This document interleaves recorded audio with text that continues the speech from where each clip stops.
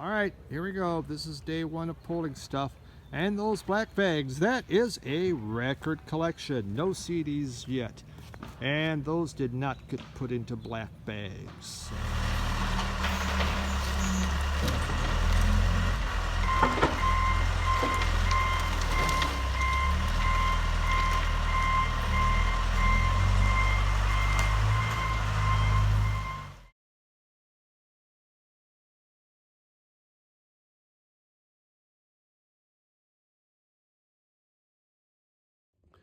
Yeah, I often get asked, about the flood. How did I really feel, my true feelings, and what's going on? Will I come back down, and will I make my record room back in the basement? Well, we've been actually, it took, just about 3 years. It was hard to get anybody to work on anything, and I was in no hurry, but we have been refinishing our basement area, as you can kind of see behind me here.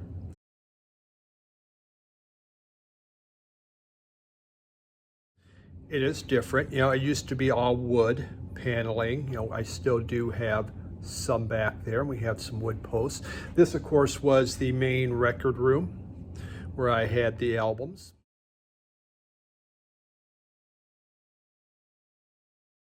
And then we come over here. You can still see, we still got the wall. We left some of that wood. My wife liked it a lot.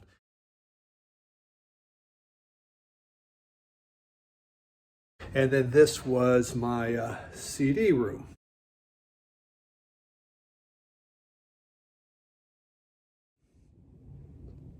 Still not quite done with the closet there, but you could see, I had a lot of room. I had so much. This actually had been my oldest son's bedroom for a while.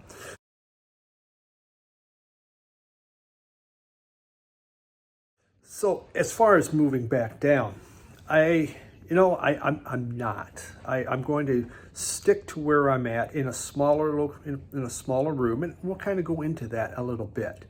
As far as thinking though about my past collection, do I think about it a lot? Do I get bummed out about it a lot? I can't say I really do. Just because I can't fix it. What happens. That's just life.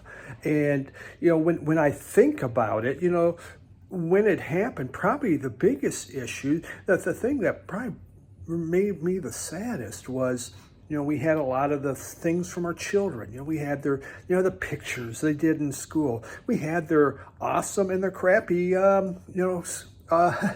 report cards were down here. A lot of pictures, things like that. And, that's irreplaceable. I can't replace that. And that's what, would probably give me the most. Is it valuable? No, of course not. But it's irreplaceable. A record album is replaceable. Costs a lot to replace them now, but I kind of look at what, really, gosh darn, that really meant a lot. I had a large stamp collection down here. I had a large baseball card collection, all kinds of different cards. So there's a lot of other things that got destroyed, but I never cried over it. The only time I ever actually broke down and cried is, I've said this before, but if you've never, seen those videos, is, it wasn't just a day or so after the flood. And now we're staying at a friend's house because we couldn't stay here for a bit. And all of a sudden a VC video comes up. It was actually from Bill, the Vinyl Verse. And he's just talking about it and just, telling, everyone, let's do something here. Let's help. And I broke down and cried because there was no expectation of that. I had not expected anything like that to happen. That was highly emotional. And then everybody began doing this, and these videos began really pouring out. That was around 3 years ago. And that's why I guess I can't say I ever was really, ever got upset, because the only thing I could think about was the kindness of other people. What they were doing, wanting to help, wanting to make a difference for me. And so really, you think about it, here, you take a tragedy hey, and make it into something extremely positive. What more could you ask for? Truly, that was probably the greatest thing in the whole wide world that could ever happen. I mean, it was just unbelievable. So I don't really think much about it at all. It doesn't really bum me out at all. What happens, happens. You can't fix it. You control what you can control. I couldn't control that. So it's not worth being upset about. If I could have controlled it, if that was my fault, something I could have done to fix it, well, I could have had insurance on the records. That I could have controlled. I tried, that was very hard to get, and I just wasn't getting anywhere with it, and I just I'll blow it off. I don't need it. It'll be fine. Oh, well. But because a lot of it, was out of my control, I can't, no need to worry about it. Just move on, because we got other things to do. So that's kind of my feelings there. But now we're going, I have some pros and cons of restarting a record collection. I want to do that. I'm sharing some pictures here of what happened, some video. Also in the when you go in for the description of the video, I'm going to try to leave a link to my last record room tour, so you could see what the record room looked like back then if you've never seen it, because it was pretty awesome. These two giant rooms filled with records and CDs. It was pretty freaking cool. Really neat. But you can take a look at that. So yeah, it's come together. It's empty. It'll stay empty. I got 2 storerooms down here. That's where all the crap's at. But otherwise, I have no plans to do anything much with this. It's a beautiful day in my record room. A wonderful day in my record room. Could you be mine? Would you be mine? It's a music-filled day in my record room. Just sit right back and listen to that bass boom. Could you be mine? Won't you be mine? I've always wanted a subscriber just like you. I've always wanted to sit and talk with you. So let's make the most of this beautiful day. Let's sit right back, and I'd like to say, would you be mine? Could you be mine? Won't you be my subscriber? Could you be? Would you be? Won't you be my subscriber? Hello, subscribers.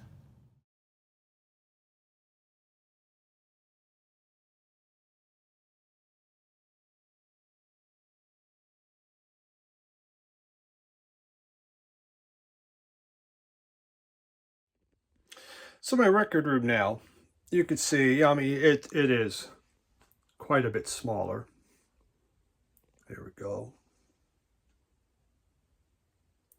And I've added in, because this, that used to be a bookcase, but now it's records. So I found a way to slam some more stuff into here. And actually someone suggested, hey, into the closet, take out some of them games and put in another Kellogg's system. That's a good idea.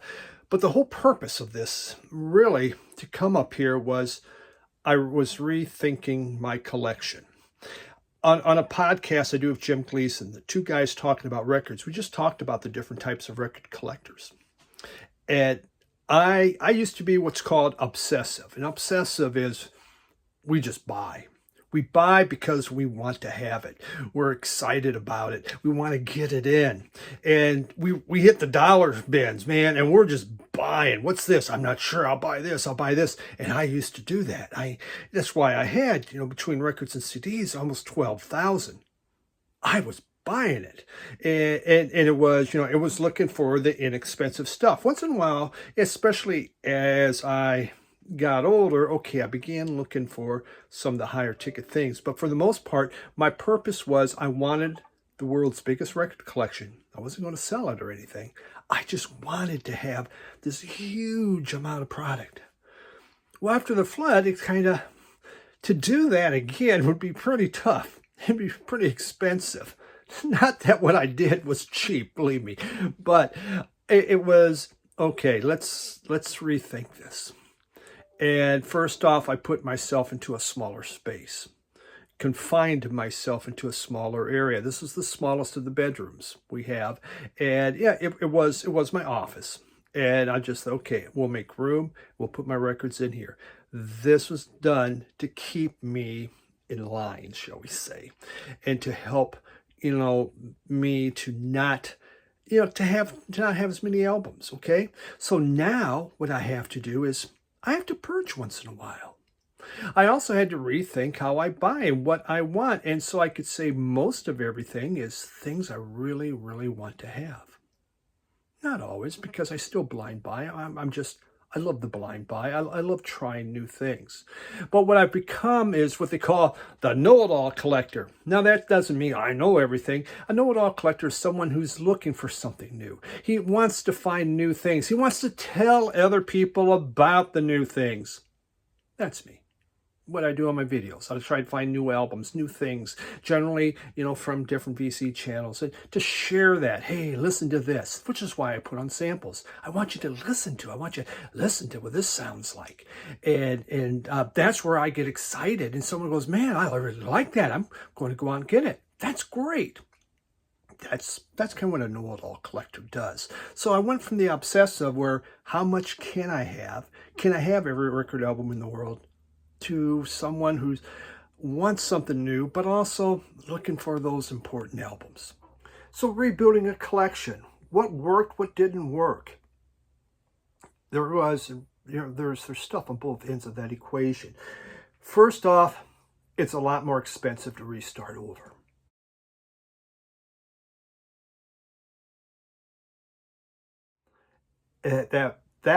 That's been tough. So many of the albums, and some, I had bought in bargain bins, cutouts, very inexpensive or brand new. And now they're going to the hundreds of dollars, and I can't get that again. Or you can, but you only have so much money. Thank God for reissues. And with the vinyl resurgence, reissues have become, a much bigger part of the landscape. But yet you miss having that original. That original brings that excitement to you. And there's a thrill of that when you have, man, this is original. For me, not for everyone. That's not for every collector. Some could care less. And that's, that's good. Hey, it keeps your price down, believe me. You want the music. That's all that matters. You want the music. I like the music, but I love to have an original. It makes me feel good. For instance, like that Cramps or that Lou Reed, some original. It makes me feel good. So, yeah, it's so much more expensive now and much harder to do. So, that's been one of the big issues. I talked about space, limiting my space.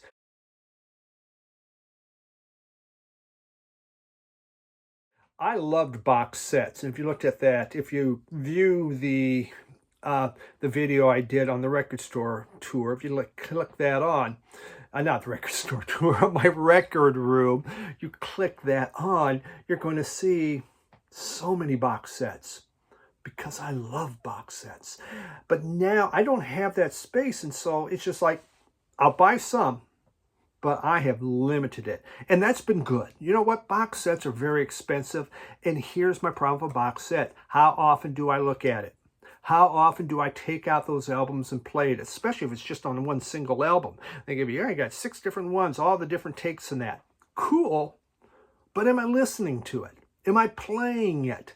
Like some of these, box sets, it says, okay, here's every album this group did, or 5 of the albums they did. That's pretty good, all right? I pull them out. Still, it's a box set. You got to pull out the box set. You got to pull the album out.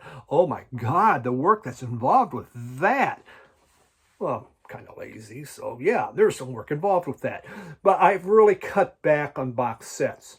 I love them. I love everything that's about always have. But I can live without them. So that's a big part of it. Spending too much money. That was a problem.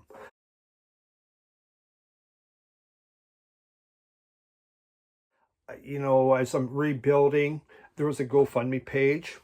A lot of money was put into that for vinyl. I bought other things with that. I don't know, like a furnace, like an air conditioning unit, washer dryer, water heater.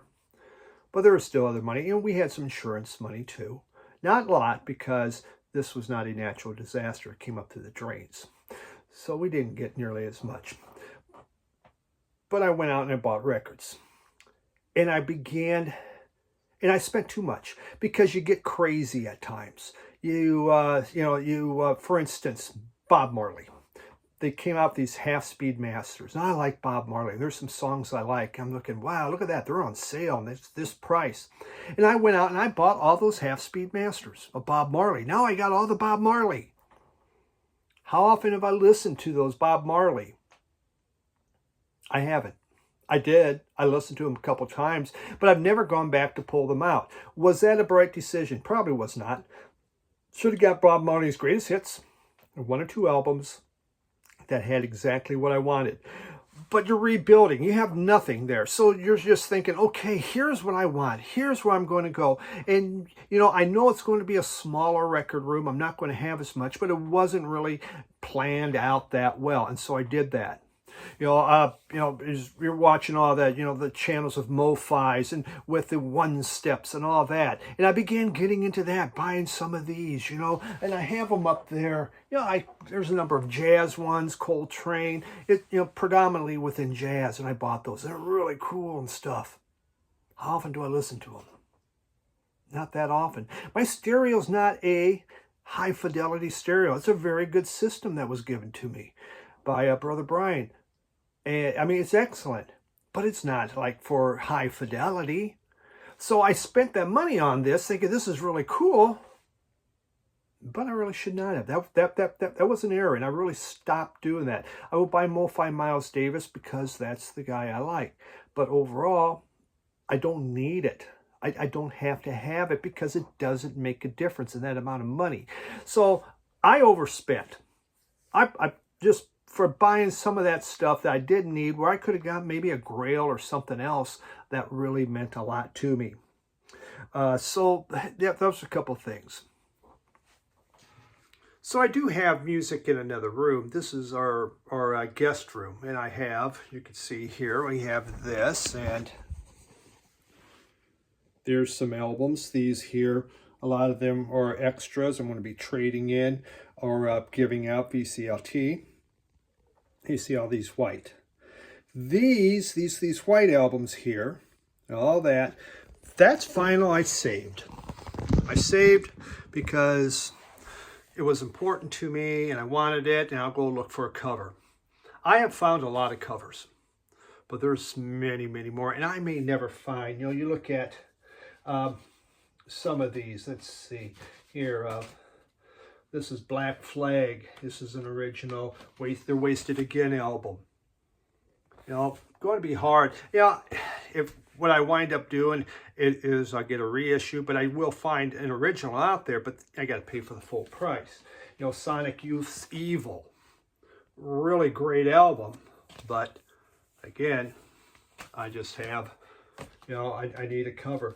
Here's from the Chills out of, not Chills, yeah, it is, the Chills.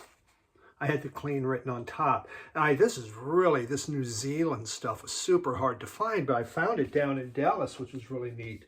This is an interesting one. It's I just can't get it on Bandcamp. On Discogs. It's Camper Von Beethoven's Key Lime Pie. It actually goes for a lot of money. Rain Parade, Emergency Third Rail Power Trip. I've been trying to get this thing, even on a reissue. Boy, super expensive. So I look for a cover of that. From Flying Nun Records, here, the Verlaines.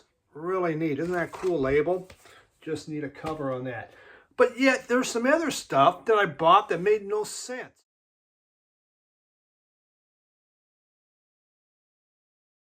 And a lot of times it's, when you're throwing everything out, you have nostalgia, and it comes in and goes, man, I really like that album. Oh, that would be really good.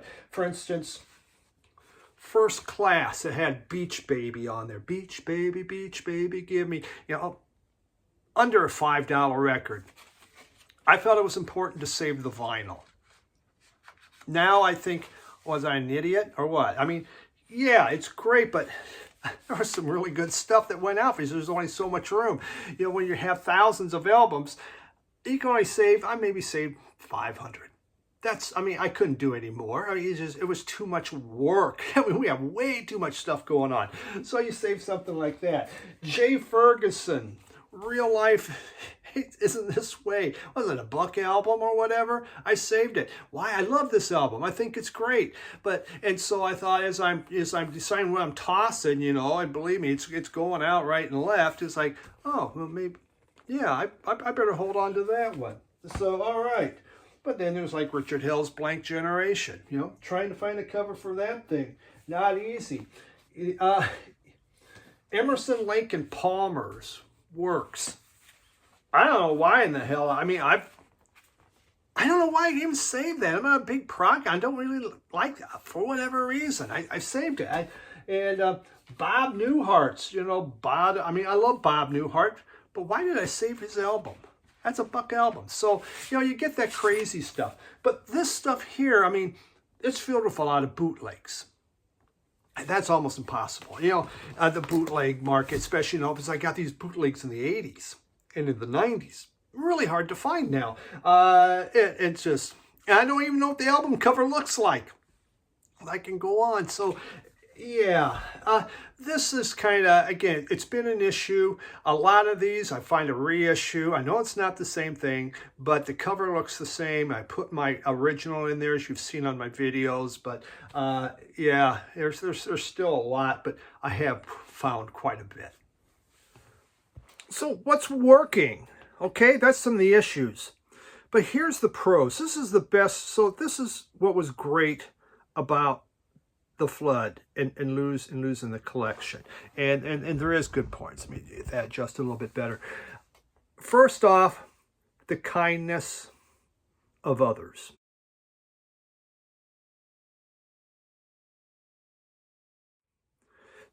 Biggest thing, best thing of this whole dramatic event was how people responded to help. Nothing is better than that. And to this day, I still receive a lot of ECLT from people. It just, you know, it blows my mind. And, you know, what the vinyl community does. And that's what I love about this. And people will dish it or whatever. I'm not part of any of that. Because there's great people. Sure, there's some that want to cause trouble. I get that. That happens. No matter what, that happens everywhere. But I truly, truly love this whole thing. And what people did for me was incredible. I just, it's just, there's no words how much it meant to me. And it helped build a collection. It helped build a collection back.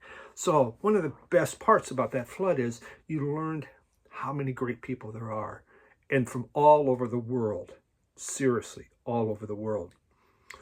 It helped me create a manageable collection.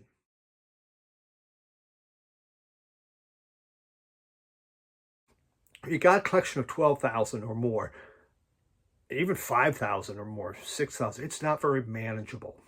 And what are you going to do with it?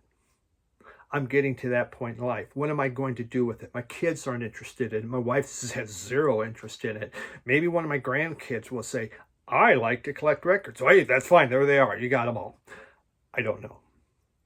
But it's more manageable now. And that is good.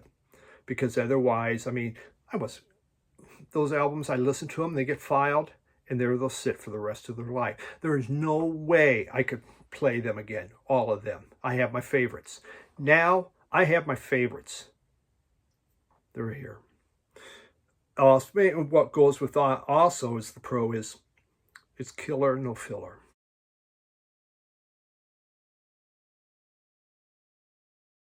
Yeah, once in a while you get some filler, but for the most part, it's killer albums. The albums that mean a lot to me. And if it's a group that I like, but I don't need a lot of, greatest hits.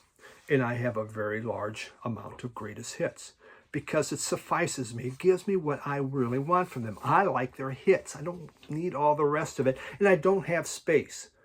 I bought all that Bob Marley, like I mentioned. I didn't need it. A greatest hits had my favorite things on there. Sometimes we get stupid. There's some groups, Miles Davis, I buy all his. There's a few other groups, the Cramps, I'm a sucker for all their stuff. But for the most part, I don't need it. And I think the other part is I have a more valuable collection now.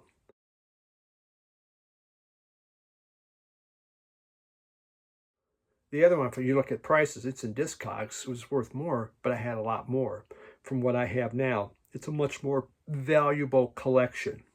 I put a lot of focus on originals.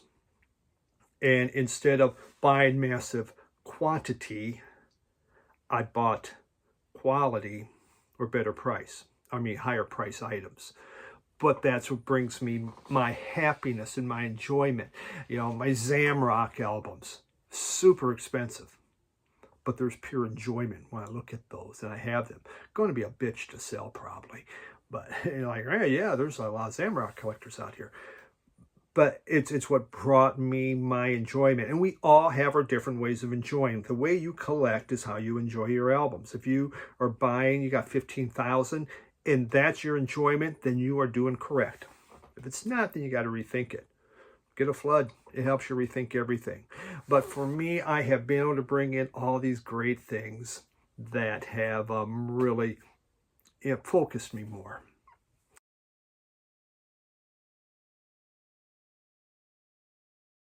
So looking back at the whole flood, and again, I talk about this. I get asked all the time, and I was asked to do even this video. Yeah, and you know, for some of you, oh God, he's talking about that again. But a lot of people don't know about it or just hear about it, and so a lot was lost, but it's okay because what I got back, especially from people in the VC, was so incredible that it's never bothered me. And I don't dwell upon it whatsoever. You know, I can't fix it. It doesn't matter. We got to move on in life. There's a lot bigger problems in this world than that. Makes sense? So thanks for hanging out here. Lord knows I don't even know how long this is. I just did it in segments, but I do appreciate it. I do appreciate all of you, the comments that you do, your constant support. The support I get from so many of you every week, writing, talking, giving me crap. That's great. You know, I like it. So I thank you for all of this. And this collection, I call this the VC collection because it is from the VC. Everyone, you're a large part of this collection. So thank you. Just don't come and ask for your album back. It's not happening. Bye.